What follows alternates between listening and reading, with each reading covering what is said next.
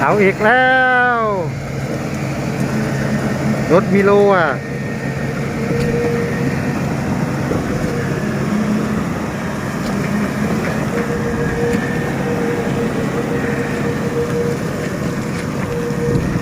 พิลึกกิโลไม่ใช่พวกมันละระวังเนี้ยเรือพวกมันนี่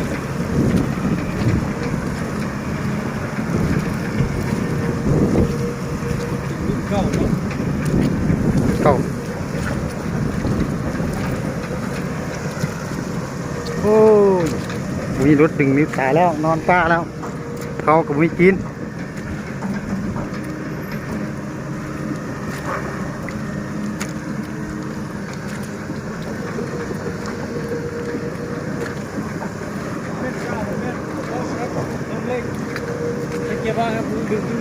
อยากว่าอยู่เด้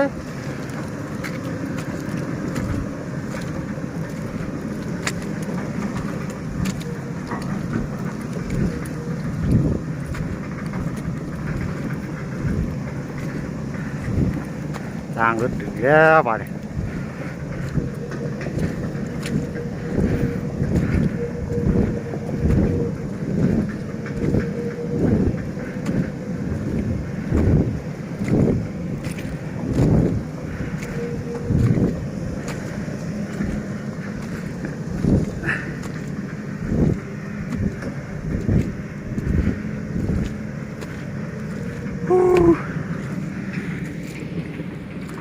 มาไปได้เลยรถคันมีโลนได้อยู่มีโลนำบททันเขาแล้วดินเหนียวพุทธทางเมืองนานเมืองสนคามหาปักลายเด้อแถวจอมพูนี่แหละลงพูนี่ขึ้นบนนี้แหละก็ลงเอาทิศทางใหม่โอ้ยคันก็ฝนก็ไปได้แหละแต่ฝนตกนี่ไปไม่ได้เลยเนี่ย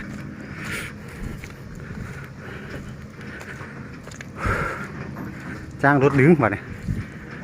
มีแต่ไมโครเนี่ยดึงได้รถด้านเขาก็ประกาศไปเลย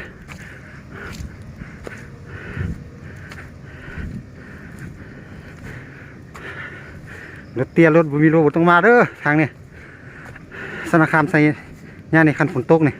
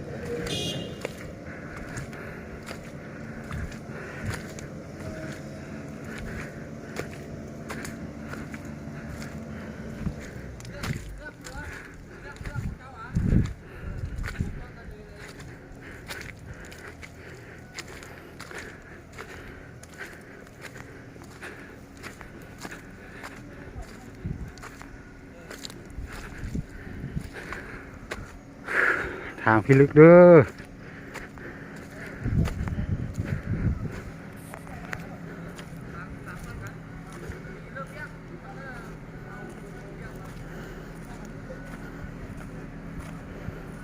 2 คันจ้าง200,000ตู้น้ำ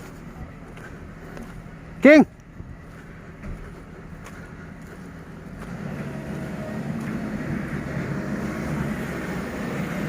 จักทางหน้านี่สิมีทางยากปานใดกับผู้เด้อ